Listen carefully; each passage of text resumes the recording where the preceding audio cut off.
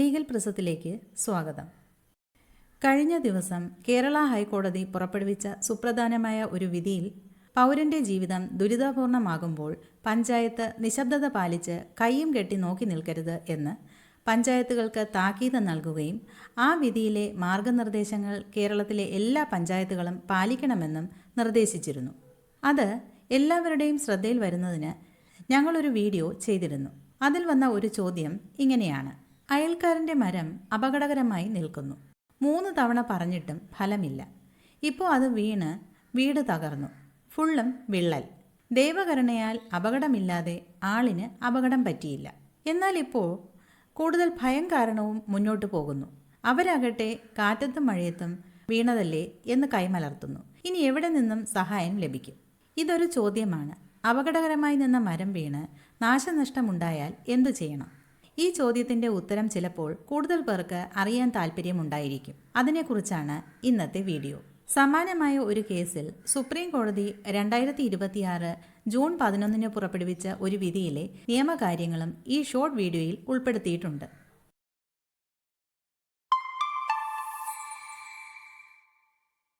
This is legal prism Lawme DC.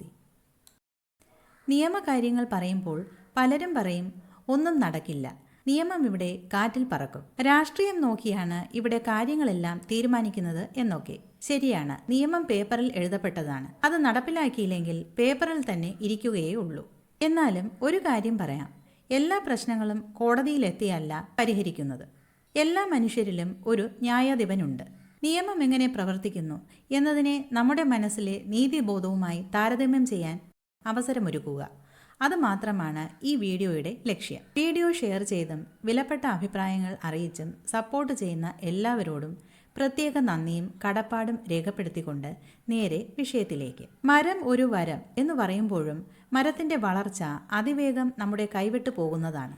അത് നമ്മുടെ നിയന്ത്രണത്തിനപ്പുറം എത്തി ഒരു അപകടമുണ്ടായാൽ ആ ദുരന്തത്തിന് ആര് സമാധാനം പറയും എന്ന ചോദ്യം അവശേഷിക്കും. അതുകൊണ്ടാണ് റെസിഡൻഷ്യൽ ഏരിയകളിൽ മരങ്ങളുടെ പ്രൂണിംഗ് അത്യാവശ്യമാകുന്നത്. നമ്മുടെ വീഡിയോയിൽ ചോദ്യവുമായി വന്ന സഹോദരിയുടെ വീട് മരം വീണ് പൊട്ടിപ്പിളർന്ന് ഭയം കാരണം അവിടെ ജീവിക്കാൻ കഴിയാത്ത അവസ്ഥയായി എന്ന് പറയുന്നു. അയൽക്കാരന് അല്പം ശ്രദ്ധ അല്ലെങ്കിൽ അല്പം ദയ ഉണ്ടായിരുന്നെങ്കിൽ അവരുടെ ജീവിതത്തിലെ സന്തോഷം കെടില്ലായിരുന്നു. ഇപ്പോൾ ആര് സമാധാനം പറയും? അയൽക്കാരൻ കൈമലർത്തി കാണിക്കുന്നു. ഇനി സിവിൽ കോടതിയിൽ പോയാലാണ് നഷ്ടപരിഹാരം ലഭിക്കുക. എന്നാൽ അവിടെ ബിസ് മേജർ എന്നൊരു ഡിഫൻസ് അയൽക്കാരൻ്റെ രക്ഷയ്ക്കെത്തും. അതിനെ അതിജീവിച്ച് നഷ്ടപരിഹാരം നേടിയെടുക്കുക ശ്രമകരമായിരിക്കും. സമാനമായ ഒരു കേസാണ് കഴിഞ്ഞ ദിവസം സുപ്രീം കോടതി വരെ എത്തിയത്. അതിലെ സംഭവ വികാസങ്ങൾ വേഗത്തിലൊന്ന് പറയാം. 2007 ജൂൺ 23 ഉമേഷ് എന്നൊരാൾ ഓട്ടോയിൽ ക്വീൻസ് റോഡിൽ നിന്ന് ചിന്നസ്വാമി സ്റ്റേഡിയത്തിലേക്ക് യാത്ര ചെയ്യുകയായിരുന്നു. കനത്ത മഴയെ തുടർന്ന് വാഹനം മുന്നോട്ടു പോകാനാകാത്ത അവസ്ഥയായി. അപ്പോൾ ഓട്ടോ റോഡിന്റെ വശത്തേക്ക് നിർത്തണമെന്ന് അദ്ദേഹം ഡ്രൈവറോട് ആവശ്യപ്പെട്ടു. റോഡരികിൽ 100 വർഷത്തോളം പഴക്കമുള്ള വലിയ മരങ്ങൾ നഗരസഭ നട്ടുവളർത്തിയിരുന്നു. വാഹനം റോഡരികിൽ നിർത്തിയിട്ട് മഴയിൽ നിന്നും രക്ഷപ്പെടാനായി ഉമേഷ് ഈ മരങ്ങൾക്ക് ചുവടെ പോകുകയാണ്. ഓട്ടോ റോഡിൽ നിർത്തിയിട്ടിരിക്കുകയാണ്. കുറച്ചു കഴിഞ്ഞ് ശക്തമായ കാറ്റിൽ മരത്തിൽ നിന്ന് ഒരു ശാഖ അടർന്ന് ഉമേഷിന്റെ പുറത്തേക്ക് വീണു. അദ്ദേഹത്തിന് സാരമായി പരിക്കേറ്റു. അതിനെ തുടർന്ന് അദ്ദേഹത്തെ മല്യ ആശുപത്രിയിൽ പ്രവേശിപ്പിച്ച് ചികിത്സ നൽകി. ആശുപത്രി വിട്ട ശേഷം 50 ലക്ഷം രൂപ നഷ്ടപരിഹാരം ആവശ്യപ്പെട്ട് ഉമേഷ് MACT കോടതിയിൽ ഒരു ക്ലെയിം പെറ്റീഷൻ ഫയൽ ചെയ്യുകയാണ്. കോടതി ഈ ക്ലെയിം പെറ്റീഷൻ വിസ് മേജർ പ്രിൻസിപ്പിൾ ചൂണ്ടിക്കാട്ടി തള്ളിക്കളയുകയാണ്. വിസ് മേജർ എന്ന് വെച്ചാൽ സുപ്പീരിയർ ഫോഴ്സ് എന്ന അർത്ഥമുള്ള ഒരു നിയമ തത്വമാണ്. മനുഷ്യന്റെ നിയന്ത്രണങ്ങൾക്ക് അതീതമായത് എന്നാണ് ഇതിന്റെ അർത്ഥം. പുരാതന കാലത്ത് ഇതിനെ ദൈവഹിതം എന്ന് കരുതിയിരുന്നു. ഭൂകമ്പം, സുനാമി, പേമാരി, കൊടുങ്കാറ്റ് ഇങ്ങനെയുള്ള പ്രപഞ്ച ശക്തികളാലുള്ള ദുരന്തങ്ങളെയാണ് വിസ് മേജറായി കണക്കാക്കുന്നത്. ഇത് നഷ്ടപരിഹാരം കൊടുക്കാതിരിക്കാനുള്ള വളരെ ഫലപ്രദമായ ഒരു ഡിഫൻസാണ്. ഇവിടെ ഉമേഷിന്റെ പരാതി വിസ് മേജർ വെച്ച് തള്ളുകയായിരുന്നു. എന്നാൽ ഉമേഷ് ആ വിധിയിൽ തൃപ്തനായില്ല. അദ്ദേഹം ഹൈക്കോടതിയിലേക്ക് പോകുകയാണ്. ബാംഗ്ലൂരാണ് ഈ സംഭവം നടക്കുന്നത്. അതുകൊണ്ട് കർണാടക ഹൈക്കോടതിയിലാണ് അപ്പീൽ എടുക്കുന്നത്. ഉമേഷ് അവിടെ കേസ് നടത്തി നഷ്ടപരിഹാരം ആവശ്യപ്പെടുകയാണ്. അവിടെ ഹൈക്കോടതിയിൽ ഉമേഷ് വിജയിക്കുകയാണ്. ഹൈക്കോടതി ഉമേഷിന് 17 ലക്ഷം രൂപ നഷ്ടപരിഹാരം വിധിച്ചു. അതിൽ 25% അവിടുത്തെ നഗരസഭ നൽകണമെന്നും 50% ഓട്ടോറിക്ഷയുടെ ഇൻഷുറൻസ് കമ്പനി നൽകണമെന്നും ബാക്കി 25% കർണാടക സർക്കാരിന്റെ ഹോർട്ടികൾച്ചർ വകുപ്പ് നൽകണമെന്നും ഉത്തരവിട്ടു. ഹോർട്ടികൾച്ചർ വകുപ്പ് എന്ന് പറയുമ്പോൾ കൃഷി വകുപ്പ്. ഇങ്ങനെ നഷ്ടോത്തരവാദിത്തം 3ആയി വിഭജിച്ച് നൽകുകയാണ്. ഈ 3 പേരാണ് വിധിക്കെതിരെ സുപ്രീം കോടതിയിൽ പോകുന്നത്. സുപ്രീം കോടതിയിൽ അപ്പീലുകാർ വാദിച്ചത് ഇത് പരിപൂർണമായും ഒരു മിസ് മേജർ കേസാണ്. നഗരസഭയ്ക്കും ഇൻഷുറൻസ് കമ്പനിക്കും ഹോർട്ടികൾച്ചർ വകുപ്പിനും യാതൊരു വിധത്തിലും ഈ അപകടത്തിന്മേൽ നിയന്ത്രണമില്ലെന്നും സുപ്രീം കോടതിയിൽ വാദം കൊണ്ടുവരികയാണ്. ഇപ്പോൾ നിങ്ങൾക്കെന്ത് തോന്നുന്നു? ഉമേഷ് സുപ്രീം കോടതിയിൽ വിജയിക്കുമോ അതോ പരാജയപ്പെടുമോ? ഇവിടെ മിസ് മേജറിനെ കുറിച്ച് അല്പം കൂടി വിശദമായി പറയാം. എങ്കിലേ ശരിക്കുള്ള ഉത്തരം പറയാൻ കഴിയും. ദൈവത്തിന്റെ ശക്തിയാലാണ് പ്രകൃതിക്ഷോഭങ്ങൾ ഉണ്ടാകുന്നതെന്ന് വിശ്വസിച്ചിരുന്ന കാലത്തെ നിയമമാണ് ഇത്. അക്കാലത്ത് ശക്തമായ മഴയിൽ മരം കടപുഴകി വീണ് അപകടം സംഭവിച്ചാൽ അത് വെറും ആക്ട് ഓഫ് ഗോഡ് എന്നാണ് പറഞ്ഞിരുന്നത്. അതിന് നഷ്ടപരിഹാരമില്ല. പിന്നീട് വർഷങ്ങൾക്ക് ശേഷമാണ് സ്ട്രിക്റ്റ് ലയബിലിറ്റി എന്നൊരു തത്വം ഉണ്ടായി വരുന്നത്. നിയമം പഠിക്കുന്ന കുട്ടികൾ ആദ്യകാലത്ത് പഠിക്കുന്ന കേസാണ് റൈലൻ വേഴ്സസ് ഫ്ലെക്ചർ. ഈ കേസ് ഇംഗ്ലണ്ടിലാണ് നടക്കുന്നത്. ഒരു പേമാരി കാലത്ത് പരാതിക്കാരന്റെ കൃഷിയിടം മുഴുവൻ കുത്തൊഴുക്കിൽ ഒലിച്ചു പോകുകയാണ്. അങ്ങനെ സംഭവിക്കാൻ കാരണം എതിർകക്ഷി അയാളുടെ ഉയർന്ന കൃഷിയിടത്തിൽ നിറയെ കൃത്രിമ കുളങ്ങൾ നിർമ്മിച്ച് അതിലെ ബിൽറ്റ് ഇൻ സുരക്ഷാ ഡ്രെയിനേജുകൾ പരാതിക്കാരന്റെ കൃഷിയിടത്തേക്ക് തുറന്നു വെച്ചിരുന്നു. അങ്ങനെയാണ് പരാതിക്കാരന്റെ കൃഷിയിടങ്ങൾ ഒലിച്ചു പോയത്. അവിടെ ഒരു ഹ്യൂമൻ ഇന്റർവെൻഷൻ വന്നതുകൊണ്ട് മിസ് മേജർ ഡിഫൻസ് ഭാഗികമായി ഇല്ലാതായി പോകുകയാണ്. അവിടെ സ്ട്രിക്റ്റ് ലയബിലിറ്റി തത്വം ആദ്യമായി അംഗീകരിക്കുകയാണ്. ഇത് ഭാഗികമായ നഷ്ടോത്തരവാദിത്തമാണ്. ഇതിന്റെ അടുത്ത ഘട്ടമാണ് ആബ്സല്യൂട്ട് ലയബിലിറ്റി പ്രിൻസിപ്പിൾ. ഇത് പരിപൂർണമായ നഷ്ടോത്തരവാദിത്തമാണ്. ഇത് ഇന്ത്യയിൽ അഡോപ്റ്റ് ചെയ്തിട്ടുണ്ട്. യൂണിയൻ കാർബൈഡ് കേസിലാണ് absolute liability principle Indian legal സിസ്റ്റത്തിൽ സ്വീകരിക്കുന്നത്. US ബേസ്ഡ് ആയിട്ടുള്ള യൂണിയൻ കാർബൈഡ് കമ്പനിയിൽ നിന്നുണ്ടായ വിഷവാതക ചോർച്ച വെറും മിസ് മേജർ മാത്രമെന്നാണ് യൂണിയൻ കാർബൈഡ് അന്ന് കോടതിയിൽ വാദിച്ചത്. ഭോപ്പാൽ ദുരന്തം എന്നറിയപ്പെടുന്ന ആ കൊടിയ ദുരന്തം ദൈവത്തിന്റെ തലയിൽ കെട്ടിവെക്കാനാകില്ലെന്നും മനുഷ്യനിർമ്മിതമാണെന്നും അത് സ്ട്രിക്റ്റ് ലയബിലിറ്റിയും കടന്ന് അതുക്കും മേലെ ആബ്സല്യൂട്ട് ലയബിലിറ്റി പ്രിൻസിപ്പിളിൽ ചെന്ന് നിൽക്കുന്നതായും സുപ്രീം കോടതി വിധിച്ചു. യൂണിയൻ കാർബൈഡ് നഷ്ടപരിഹാരം നൽകേണ്ടതായി വന്നു. ദൈവത്തിന്റെ പ്രവൃത്തി എന്ന് പറയണമെങ്കിൽ അത് മനുഷ്യന്റെ എല്ലാ പരിശ്രമവും വിവേകവും ഉണ്ടായിരുന്നിട്ടും അതിനെ മറികടന്ന് സംഭവിക്കുന്ന ഒരു നഷ്ടമാകണം.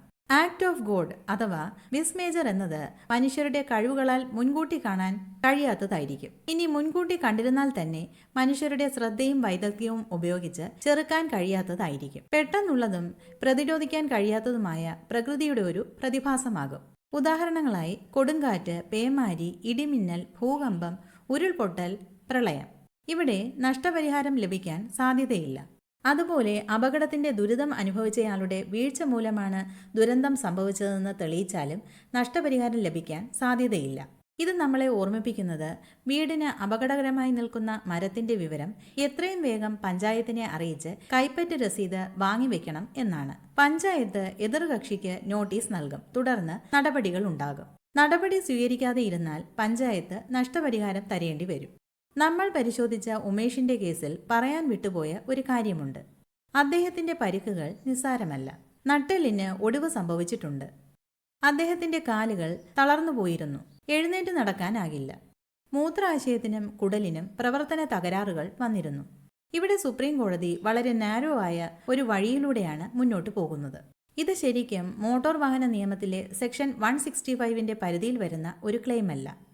കാരണം മോട്ടോർ വാഹനങ്ങൾ ഉപയോഗിക്കുന്നതിൽ നിന്ന് ഉണ്ടാകുന്ന വ്യക്തികളുടെ മരണമോ ശാരീരിക പരിക്കോ അല്ലെങ്കിൽ മൂന്നാം കക്ഷിയുടെ ഏതെങ്കിലും സ്വത്തിന് നാശനഷ്ടങ്ങളോ അതുമായി ബന്ധപ്പെട്ട ക്ലെയിമുകൾക്ക് മാത്രമേ MACT കോടതികൾക്ക് തീരുമാനമെടുക്കാൻ കഴിയൂ. അവിടെ MACT കേസ് തള്ളിയ നടപടി തെറ്റാണെന്ന് പറയാൻ കഴിയില്ല. അതുപോലെ നഗരത്തിലെ എല്ലാ മരങ്ങളുടെയും പരിശോധന ഹോർട്ടികൾച്ചർ ഡിപ്പാർട്ട്മെന്റിനോ നഗരസഭയ്ക്കോ ഇടയ്ക്കിടെ നടത്തുക എന്നത് തീർത്തും പ്രായോഗികമല്ല. എന്നു മാത്രമല്ല, ശക്തമായ മഴയത്ത് ഒരാൾ മരത്തിനു താഴെ അഭയം തേടുന്നതും അവിടെ നിന്നും മരത്തിന്റെ ശിഖരമൊടിഞ്ഞ് വീണ് അപകടമുണ്ടാകുന്നതും അസാധാരണമായ സംഭവമാണെന്നും സുപ്രീം കോടതി നിരീക്ഷിക്കുകയാണ്. ഇപ്പോൾ നിങ്ങൾക്ക് എന്തു തോന്നുന്നു?